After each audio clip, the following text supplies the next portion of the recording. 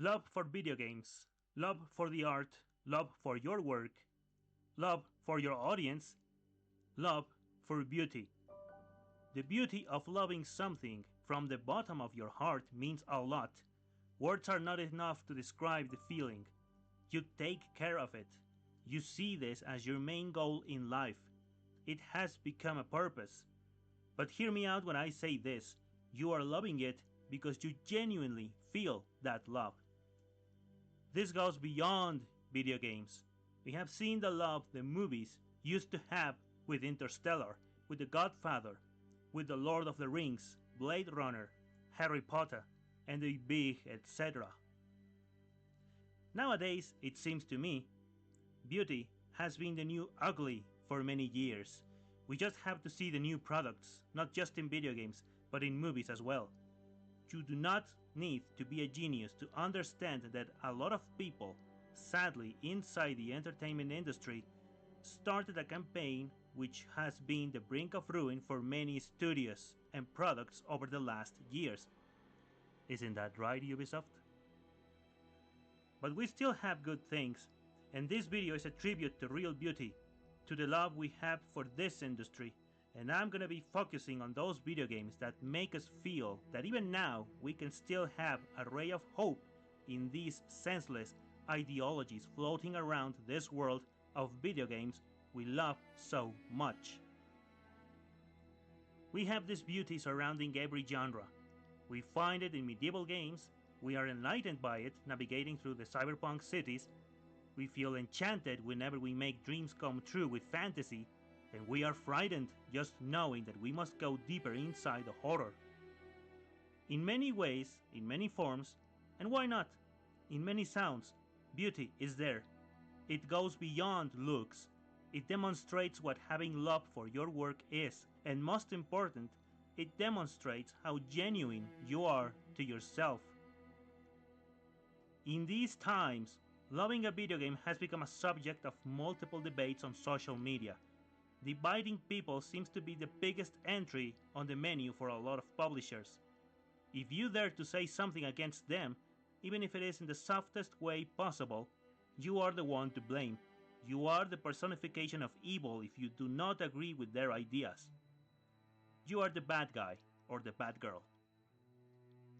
I present this as a tribute to the games that I think have shown perfectly what love for beauty is. This here is my way to say thank you to all those publishers that still have a strong common sense and love of art. In this video, I'm gonna be showing some video games as an example. If you know of other video games that I didn't mention here, please feel free to share them in the commentary section so we can all know them.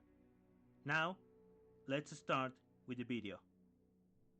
This video may contain some spoilers of certain video games I'm going to talk about. New or old these can be, I make this warning for those people that want to play one of them. You have been warned.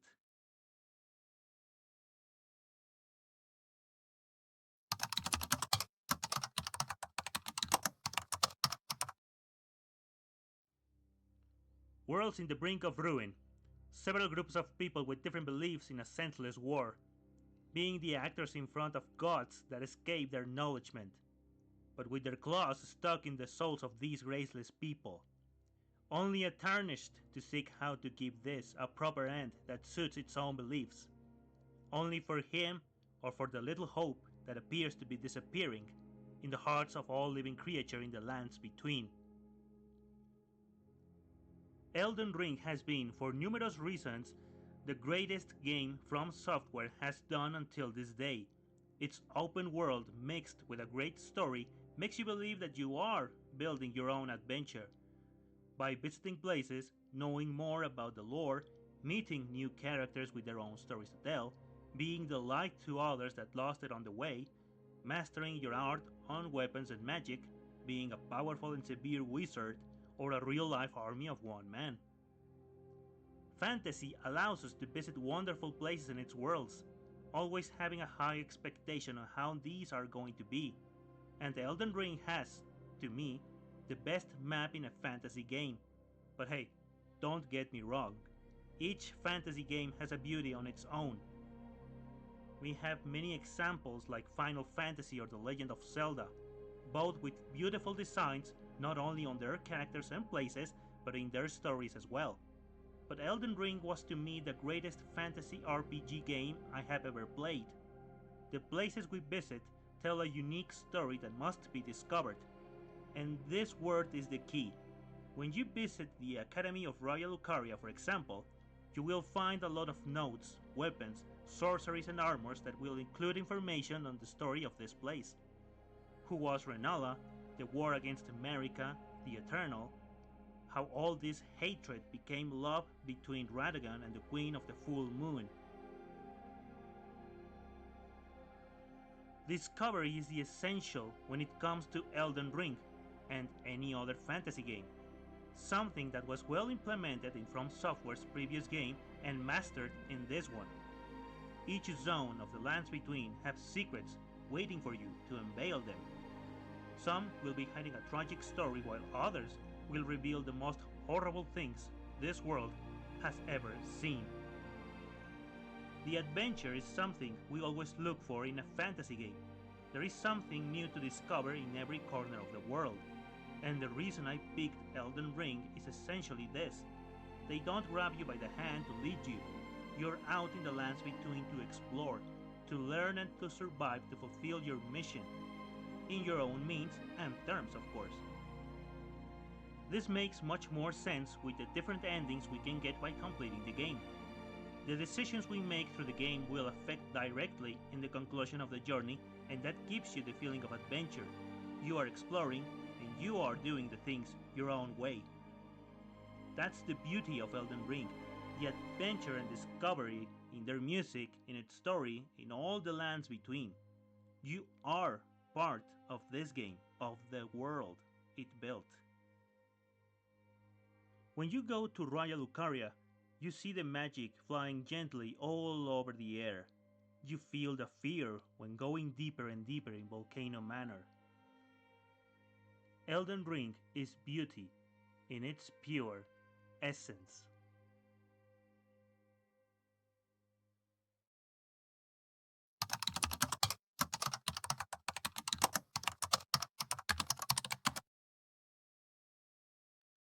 In this era, it's very common to hear people debating about the oversexuality in video games. When they see a female character, and by they I'm talking about the woke supporters, having a fit body with curves, it's immediately hated by them. Their argument is that it's not realistic, that this is just content for gooners, for perverts. But then, if they are right, why did this game had a great success? It has everything to be a bad game according to the beauty standards of the woke propaganda. The character has not just a curvy figure and a gorgeous face, she also has like a thousands of outfits that reveal a good part of her body. Some of these are even swimsuits or provocative lingerie. Then, why? Why has this been a tremendous success? Because it has something called beauty. When I say beauty, I ain't just talking about Eve and Lily, or Taki and Raven, or, and why not, Adam. Everything in this game adds a lot. The environments, this urge of people having a dystopic world at the brink of ruin in a story is delightful. The music in this game is beautiful. It is a lovely mixture of calm and chaos coexisting. The fluency of gameplay makes you want to have more and more combats and to develop new skills in the ability tree to unleash maximum strength capacity. Eve, the main protagonist, is gorgeous. We all agree with that. The first time you look at trailers and promotional images, you may think that this game has nothing to offer but hot women in tight suits. Well, that's wrong. Stellar Blade delivered one hell of a narrative, one hell of a gameplay, and why not? One hell of a character. Everyone loved Eve's design, and there's nothing wrong with people telling that she looks awesome. She's a beauty surrounded by horrible things lurking in the entire world, but she has something that nowadays seems to be a sin in many video games. And no, it's not hotness, it's charisma. Although its open world may be a little bit repetitive, it compensates it with these levels where there is only one way to go, and maybe it can be labyrinthic at some points, but everything has its reason to be there. The first zone we visit is Eidos 9, the classic destroyed city with nothing but mere memories of what Elder Days were like, a constant that flows over the entire game. The visuals are spectacular in every sense. Stellar Blade's world has a story to tell you in the form of memory sticks, some announcements around the areas, and some notes.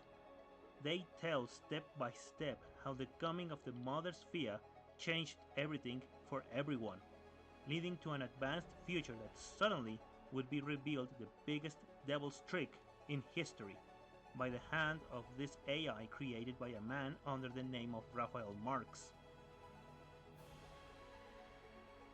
It is thanks to this and to many revelations by the hand of an android called Raven that we know about the Mother Sphere's betrayal against humanity, creating the android Eidos to lead the world to a better future. Creating at the same time the Night-Tibas, horrible monsters with nothing but wild instincts to kill and survive. That's right, these enemies were humans in the past. The truth is always a pain that perforates its way through the mind until it stays there to destroy your soul. That's what happens here. Eve and Lily think that they are humans, when they were nothing but pure instruments. The beauty of Stellar Blade resides in its story. And although this has been a known argument in a lot of stories, there is a big difference between screwing it up and doing it perfectly. Now we have the various zones with beautiful views. I mean, look at this. The space station hits you in a different way once you reach the highest point of it. I know I've mentioned this already, but allow me to have it said before we step into the next game. The music of Stellar Blade made me feel emotional through all the game, especially this one.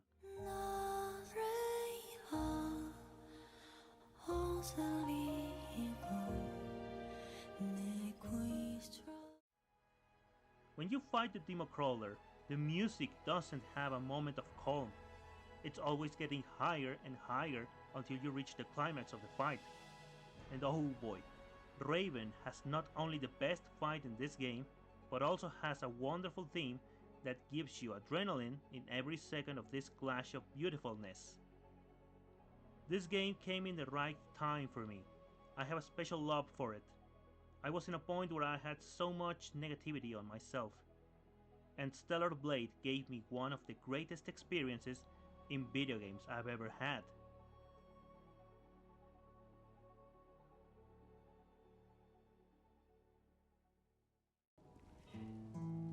In my restless dreams, I see that town. Silent Hill. You promised you'd take me there again someday, but you never did. Well, I'm alone there now, in our special place, waiting for you. Guilt, the embodiment of self-punishment, a tool that follows each and every one of us.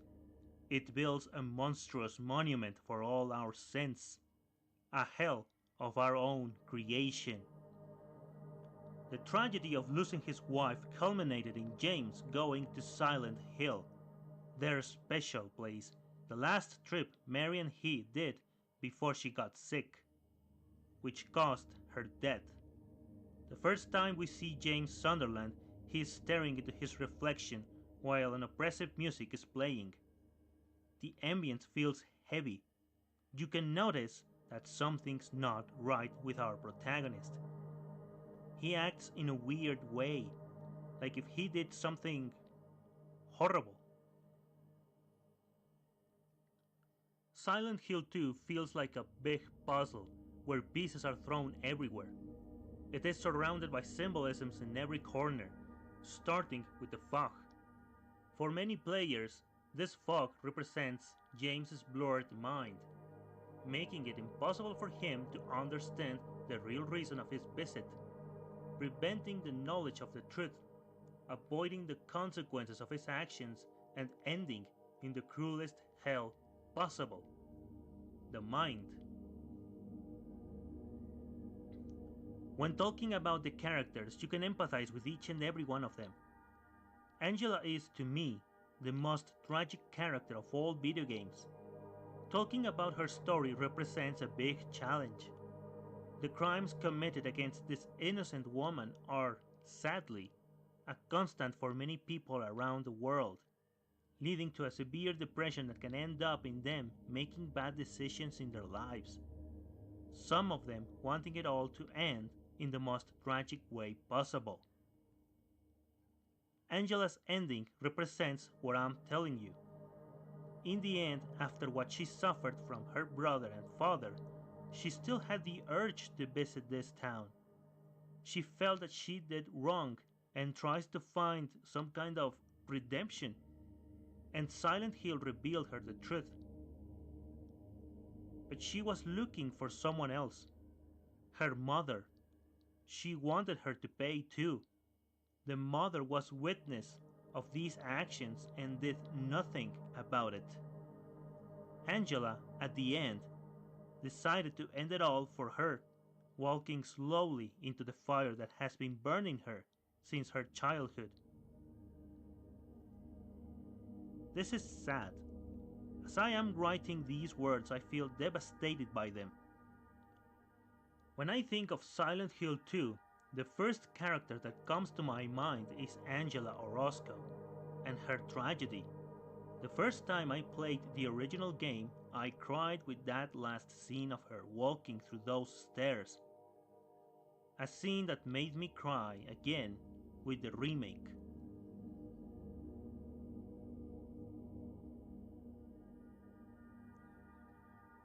Eddie Dombrowski is the vivid image of the bullying consequences. His story is one that, once more and sadly, is the daily reality for so many people around the world, being children, teenagers, and even adults.